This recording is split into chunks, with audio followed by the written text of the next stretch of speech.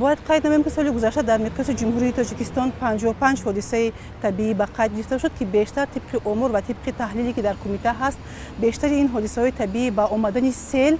منسوب هستند، بعدا این فرآمدن یخ و زمین لرزه. سال گذشته در مقیاس جمهوری ما همگی یک حادثه ترمافرایی به قید گرفته شده بود و حال اون که در این سال مثلا اگر ما باز به تحلیل رو آوریم 720 حادثه فرآمدن